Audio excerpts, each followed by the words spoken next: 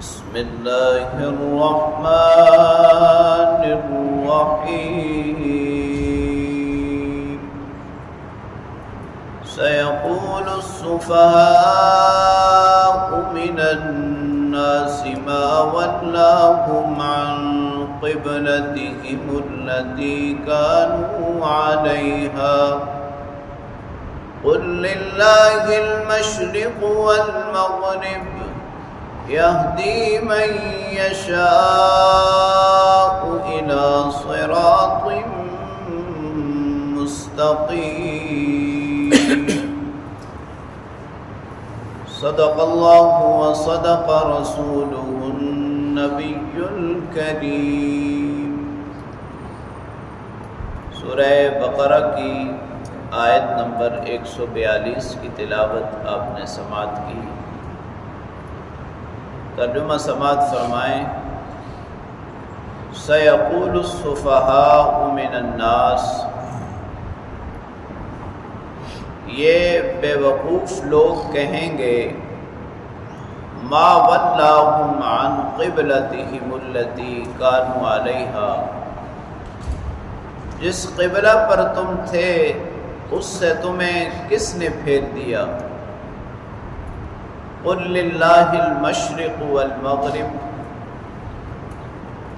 اے محبوب صلی اللہ علیہ وسلم آپ فرما دیجئے کہ مشرق اور مغرب تو اللہ ہی کے لیے ہیں۔ یہدی من یشاء الی صراط مستقیم، وہ جسے چاہے سیدھے راستے پر ڈال دے، ہدایت دے دے۔ مسلمان جب مکہ مکرمہ میں تھے تو بیت اللہ کی طرف منہ کر کے نماز پڑھتے تھے۔ مدینہ طیبہ آنے کے بعد اللہ رب العالمین نے یہ حکم دیا کہ بیت المقدس کی طرف منہ کر کے نماز ادا کی جائے۔ نبی پاک صلی اللہ علیہ وسلم کا قلبی رجحان بیت اللہ کی طرف تھا، حرم مکہ کی طرف تھا۔ 16 یا 17 ماہ بیت المقدس کی طرف منہ کر کے نماز ادا کرتے رہے۔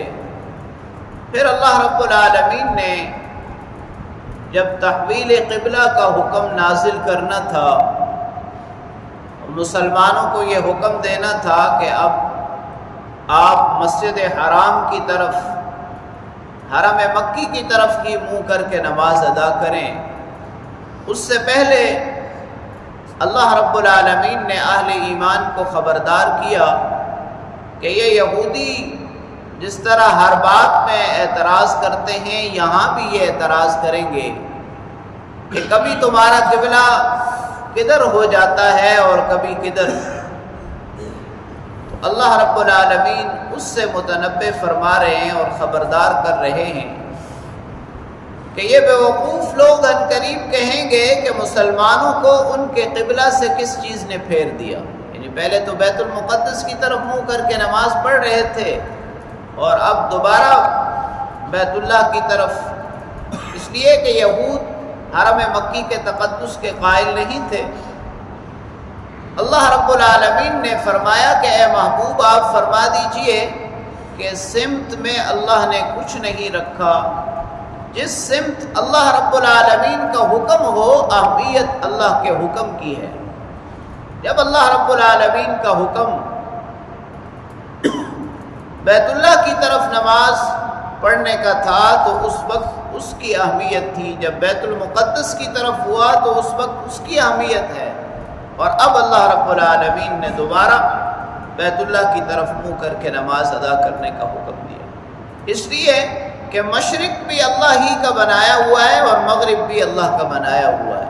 جس سمت پہ رخ کر لیں، سجدہ تو اللہ کو کرنا ہے اور اس کا حکم ماننا ہے، اور اللہ رب العالمین جس کو چاہتے ہیں ہدایت کا راستہ دکھاتے ہیں، اور وہ ہدایت کا راستہ جو اللہ سے ملانے والا ہے۔ اللہ کریم سے دعا ہے اللہ رب العالمین کلام پاک کو پڑھنے، سمجھنے اور اس پر عمل کرنے کی توفیق نصیب۔